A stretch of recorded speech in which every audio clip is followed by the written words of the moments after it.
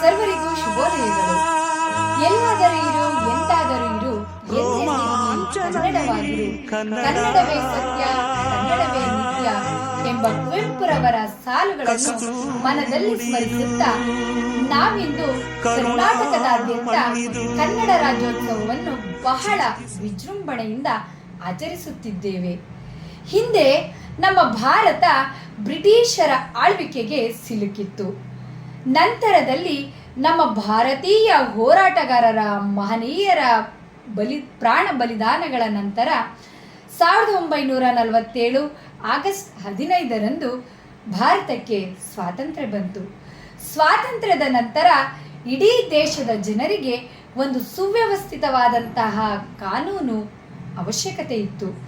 ಅಂತಹ ಸಂದರ್ಭದಲ್ಲಿ ಸಮಿತಿಯನ್ನು ರಚನೆ ಮಾಡಿಕೊಂಡು ಡಾಕ್ಟರ್ BR ಅಂಬೇಡ್ಕರ್ ಅವರ ಅಧ್ಯಕ್ಷತೆಯಲ್ಲಿ 1949 ನವೆಂಬರ್ 26ಕ್ಕೆ ಸಂವಿಧಾನದ ರಚನೆಯಾಯಿತು.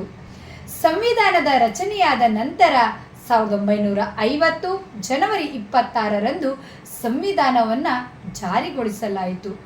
ಅಂದಿನಿಂದ ಇಂದಿನವರೆಗೂ ನಾವೆಲ್ಲರೂ ಕೂಡ ಸಂವಿಧಾನದ ಅನುಸಾರವೇ ನಡೆಯುತ್ತಿದ್ದೇವೆ. ಅದಾದ ನಂತರದಲ್ಲಿ ಇಡೀ ದೇಶದೆಲ್ಲೆಡೆ 565ಕ್ಕೂ ಹೆಚ್ಚು ಸಂಸ್ಥಾನಗಳು ಇದ್ದವು. ಅದರಲ್ಲಿ ಎಲ್ಲ ಭಾಷೆಗಳನ್ನಾಡುವಂತಹ ಜನರು ಎಲ್ಲಿ ಬೇಕೆಂದರಲ್ಲಿ ನೆಲೆಸಿದ್ದರು.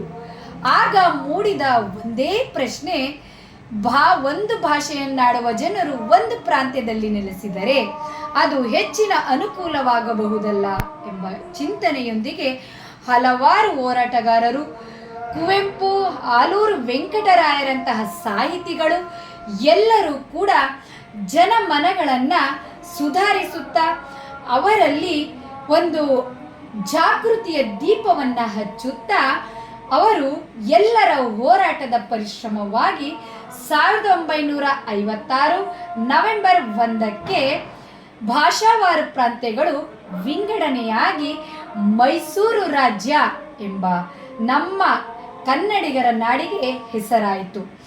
ಮೈಸೂರು ರಾಜ್ಯ ಅಂದರೆ ಭಾಷಾವಾರು ಪ್ರಾಂತ್ಯಗಳು ಆಯಾ ಭಾಷೆಗಳಿಗೆ ಏಕೀಕೃತಗೊಂಡು ತಮಿಳು ಮಾತನಾಡುವವರು ತಮಿಳುನಾಡು, ತೆಲುಗು ಮಾತನಾಡುವವರು ಆಂಧ್ರ ಪ್ರದೇಶ, ಹಾಗೆ ಕನ್ನಡ ಮಾತನಾಡುವವರು ಮೈಸೂರು ರಾಜ್ಯ ಎಂಬುದಾಗಿ ಹೆಸರಾಯಿತು. ಯಾಕೆ ಮೈಸೂರು ರಾಜ್ಯ ಎಂದು ಹೆಸರಿಡಲಾಯಿತು ಎನ್ನುವುದಾದರೆ, ಅಂದು 1947ರ ತನಕ ನಮ್ಮ ಮೈಸೂರಿನ ಒಡೆಯರು ಈ ಒಂದು ನಾಡನ್ನ ಆಳ್ವಿಕೆ ಮಾಡುತ್ತಿದ್ದರಿಂದ ಈ ಒಂದು ರಾಜ್ಯಕ್ಕೆ ಮೈಸೂರು ರಾಜ್ಯ ಎಂದು ಹೆಸರಿಡಲಾಯಿತು. ಮೈಸೂರು ರಾಜ್ಯದ ಪ್ರಥಮ ಮುಖ್ಯಮಂತ್ರಿಗಳಾಗಿ KC ರೆಡ್ಡಿಯವರು ನೇಮಕಗೊಳ್ತಾರೆ. ಹಾಗೆ ಮುಂದುವರೆದು ಇದೇ ಒಂದು ಮೈಸೂರು ರಾಜ್ಯವನ್ನ ಕರ್ನಾಟಕ ಎಂದು ಹೆಸರಿಡಬೇಕೆಂಬ ಚಿಂತನೆ ಮೂಡಿಬರುತ್ತೆ.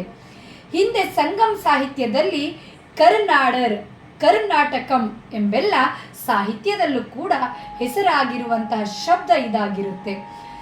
ಕರ್ನಾಡರ್ ಅಥವಾ ಕರ್ನಾಟಕ ಎಂಬ ಶಬ್ದದ ಅರ್ಥ ಕಪ್ಪು ಮಣ್ಣಿನ ನಾಡು ಮತ್ತು ಬೆಟ್ಟ ಗುಡ್ಡಗಳ ನಾಡು ಎಂಬುದಾಗಿದೆ. ಆಗ 1973 ನವೆಂಬರ್ 1ಕ್ಕೆ ಮೈಸೂರು ರಾಜ್ಯದ ಒಡೆಯರಾದಂತಹ D. ದೇವರಾಜ ಅರಸರವರು ನಮ್ಮ ರಾಜ್ಯದ ಮುಖ್ಯಮಂತ್ರಿಗಳಾಗಿದ್ದರು.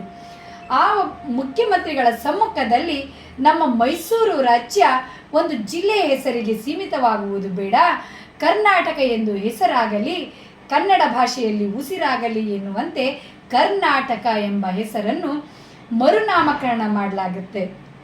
ಈ ಒಂದು ಕರ್ನಾಟಕ ಎಂಬ ಹೆಸರು ಬಂದ ನಂತರ ಇಡೀ ನಮ್ಮ ಒಂದು ಕನ್ನಡ ಭಾಷೆಗೂ ಒಂದು ಮಹತ್ವಪೂರ್ಣವಾದಂತಹ ಸ್ಥಾನವೂ ಕೂಡ ದೊರೆಯುತ್ತೆ. ಕರ್ನಾಟಕ ಕನ್ನಡ ಭಾಷೆ ಅನ್ನುವ ಹಾಗೆ ನಮ್ಮ ಒಂದು ರಾಜ್ಯದ ಹೆಸರು ಇಂದು ಜಗತ್ ಪ್ರಸಿದ್ಧಿಯನ್ನ ಪಡ್ಕೊಂಡಿದೆ. ಹಾಗೆ ನಮ್ಮ ಒಂದು ಭಾಷೆಯೂ ಕೂಡ ಲಿಪಿಗಳ ರಾಣಿ ಅಂತಾನೆ ಪ್ರಸಿದ್ಧವಾಗಿದೆ, ಉಲ್ಲೇಖವೂ ಕೂಡ ಆಗಿದೆ. ಎಲ್ಲ ಭಾಷೆಗಳಂತೆ ಲಿಪಿಯೇ ಬೇರೆ, ಮಾತನಾಡುವ ಶೈಲಿಯೇ ಬೇರೆ ಇಲ್ಲ. ನಮ್ಮ ಕನ್ನಡ ಭಾಷೆ ಮಾತನಾಡುವುದು ಒಂದೇ, ಬರೆಯುವುದು ಕೂಡ ಒಂದೇ ಆಗಿದೆ. ಹಾಗಾಗಿ ನಮ್ಮ ಒಂದು ಕನ್ನಡ ಭಾಷೆಯನ್ನು ನಾವು ನಮ್ಮ ಉಸಿರಿನೊಂದಿಗೆ ಬೆಳೆಸಿ ನಮ್ಮ ಕರ್ನಾಟಕದ ನೆಲದ ಹೆಸರನ್ನು ಕಡಲಿನಾಚೆಯು ಹಬ್ಬಿಸುವಂತಹ ಸಾಹಿತ್ಯ ಕೂಡ ಇದೇ ಮಣ್ಣಿನಲ್ಲಿ ಹುಟ್ಟಿದೆ. ಹಲವಾರು ಕದಂಬರು, ಹೊಯ್ಸಳರು, ವಿಜಯನಗರ ಸಾಮ್ರಾಜ್ಯ ಅರಸರು, ಚಾಲುಕ್ಯರು ಎಲ್ಲರ ರಾಜವಂಶಗಳ ನೆಲೆಬೀಡು ಕೂಡ ಇದೇ ಆಗಿದೆ. ನಮ್ಮ ಕದಂಬರ ಆಡಳಿತದ ಭಾಷೆ ಕನ್ನಡವೂ ಕೂಡ ಆಗಿತ್ತು.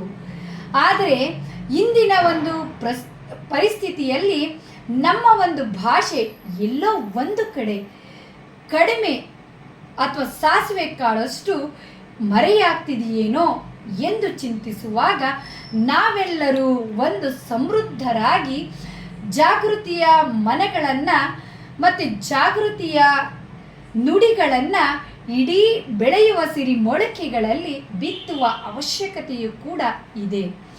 ಏಕೆ ಅಂತ ಹೇಳಿದ್ರೆ, ನಮ್ಮ ಒಂದು ಭಾಷೆ ಇಡೀ ಒಂದು ಇತಿಹಾಸವನ್ನು ಪಡ್ಕೊಂಡಿರುವಂತಹ ಭಾಷೆ. 2000 ವರ್ಷಗಳ ಹಿಂದೆ ಈ ಒಂದು ಭಾಷೆಗೆ ಅರ್ಥಪೂರ್ಣವಾದಂತಹ ಮಹತ್ವವನ್ನು ಗಳಿಕೆ ಮಾಡಿಕೊಂಡಿದೆ. ಒಂದು ಭಾರತೀಯ ನಕ್ಷೆಯಲ್ಲಿ ತನ್ನದೇ ಆದಂಥ ಒಂದು ಸ್ಥಾನವನ್ನು ಕೂಡ ಪಡ್ಕೊಂಡಿದೆ.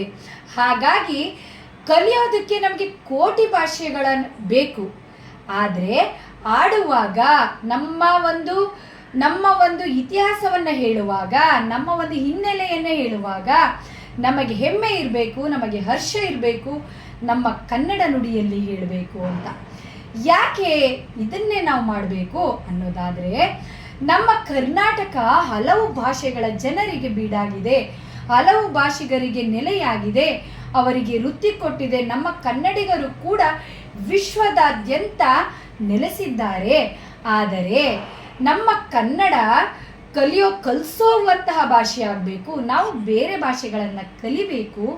ಅವರ ಭಾಷೆಗಳನ್ನು ಕಲಿತು ಅವರನ್ನು ಖಾಲಿ ಕಳಿಸೋದನ್ನು ಬಿಟ್ಟು ನಮ್ಮ ಭಾಷೆಯ ಬೀಜವನ್ನು ಕೂಡ ಸ್ವಲ್ಪ ಅವರೆದೆಯಲ್ಲಿ ಇಳಿಸಬೇಕು ಎನ್ನುವುದು ಈ ಕನ್ನಡ ರಾಜ್ಯೋತ್ಸವದ ಒಂದು ಅರ್ಥಪೂರ್ಣ ಉದ್ದೇಶವೂ ಹೌದು. ಮತ್ತು ಮುಂದಿನ ಒಂದು ಪೀಳಿಗೆಯ ಮಕ್ಕಳು ನಮ್ಮ ಭಾಷೆಯನ್ನು ಉಳಿಸ್ಕೊಂಡು ಮುಂದೆ ಅವರು ಕೂಡ ಮಾತನಾಡಬೇಕು. ಅವರ ಒಂದು ಪೀಳಿಗೆಗಿಂತ ಮುಂದಿನ ಪೀಳಿಗೆಗೂ ಇದನ್ನು ನದಿಯಂತೆ ಹರಿಸಬೇಕು.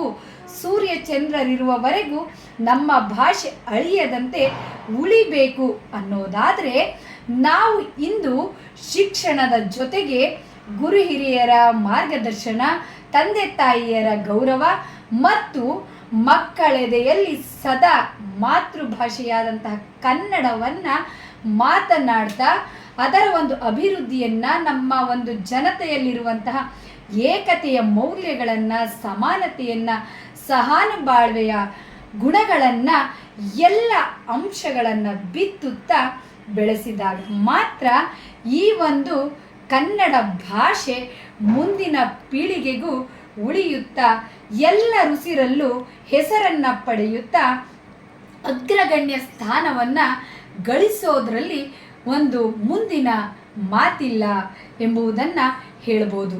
ಅದೇ ರೀತಿಯಲ್ಲಿ ನಮ್ಮ ಒಂದು ಕನ್ನಡ, ಈ ಒಂದು ಕನ್ನಡ ಅಭಿಮಾನ ಹೇಗಿರಬೇಕು ಅಂತಂದರೆ, ನಮಗಾಗಿ ನೆಲೆಯನ್ನು ಕೊಟ್ಟಿರುವಂಥ ಈ ನೆಲಕ್ಕಾಗಿ, ನಮಗೆ ಜನ್ಮ ಕೊಟ್ಟಿರುವಂಥ ತಾಯಿಯ ಋಣಕ್ಕಾಗಿ, ನಮಗಾಗಿ ಈ ಒಂದು ನೆಲವನ್ನು ಕಾಪಾಡಿಕೊಟ್ಟಿರುವಂತಹ ಹೋರಾಟಗಾರರಿಗಾಗಿ, ಕವಿಗಳಿಗಾಗಿ, ಹಾಗೆ ಗುರು ಹಿರಿಯರಿಗಾಗಿ, ಇಡೀ ನಾಡಿನ ಅನ್ನವನ್ನು, ಬೆಳಕನ್ನು ಮತ್ತು ನಾವು ಪಡಿತಾ ಇರುವಂತಹ ಎಲ್ಲ ಸೌಲಭ್ಯಗಳನ್ನು ಒದಗಿಸಿರುವಂತಹ ಕನ್ನಡಾಂಬೆಯ ಮಕ್ಕಳಾಗಿ ನಾವು ನೆಲಕ್ಕಾಗಿ ದುಡಿಯುವಂತಹ ಯೋಧರಂತೆ ರಕ್ಷಣೆ ಮಾಡುವಂತಹ ಜವಾಬ್ದಾರಿಯ ಗುಣಗಳನ್ನು ನಮ್ಮೆದೆಯಲ್ಲಿ ಉಳಿಸಿಕೊಳ್ಳುತ್ತಾ, ಅದೇ ಗುಣಗಳನ್ನು ನಾವು ಗಿಡಗಳಿಗೆ ಮೊಳಕೆಯಾಗಿ ಮಕ್ಕಳೆದೆಯಲ್ಲಿ ವಿದ್ಯೆಯ ಜೊತೆಗೆ ನೈತಿಕತೆಯನ್ನು ಬೆಳೆಸುತ್ತಾ ಇರುವುದೇ ಆದರೆ ಮುಂದಿನ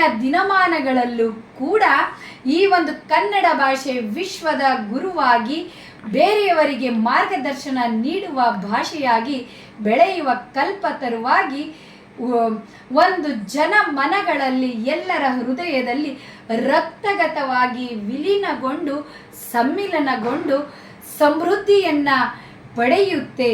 ಹಾಗಾಗಿ ಈ ಒಂದು ನಿಟ್ಟಿನಲ್ಲಿ ಇಂದಿನ ಮಕ್ಕಳು ನಾವು ಎಲ್ಲರೂ ಸೇರಿ ಇಡೀ ಒಂದು ಕನ್ನಡ ರಾಜ್ಯೋತ್ಸವ ನವೆಂಬರ್ 1ಕ್ಕೆ ಸೀಮಿತವಾಗಿರದೆ ಪ್ರತಿ ದಿನವೂ ಕೂಡ ಇದಕ್ಕೊಂದು ಸ್ಥಾನ ಇದೆ, ಇದಕ್ಕೊಂದು ಒಂದು ಅಗ್ರಗಣ್ಯವಾದಂತಹ ಮಹತ್ವಪೂರ್ಣವಾದಂತಹ ಅರ್ಥವಿದೆ ಎಂಬುದನ್ನು ಮನಗೊಂಡು ನಾವೆಲ್ಲರೂ ಕೂಡ ಕನ್ನಡಕ್ಕಾಗಿ ದುಡಿಯೋಣ, ಕನ್ನಡದ ಜೊತೆಯಲ್ಲಿ ಬದುಕೋಣ, ಕರ್ನಾಟಕದ ಮಕ್ಕಳಾಗಿ ಎಲ್ಲೆಡೆ ನಮ್ಮ ಕನ್ನಡ ಭಾಷೆಯನ್ನು ಹರಡುತ್ತಾ ಕನ್ನಡದ ಸಮೃದ್ಧಿಯನ್ನು ಸಾಧಿಸೋಣ ಎಂದು ಹೇಳುತ್ತಾ ನನ್ನ ಪುಟ್ಟ ಭಾಷಣವನ್ನು ಮುಗಿಸುತ್ತೇನೆ. ಜೈ ಹಿಂದ್, ಜೈ ಕರ್ನಾಟಕ ಮಾತು.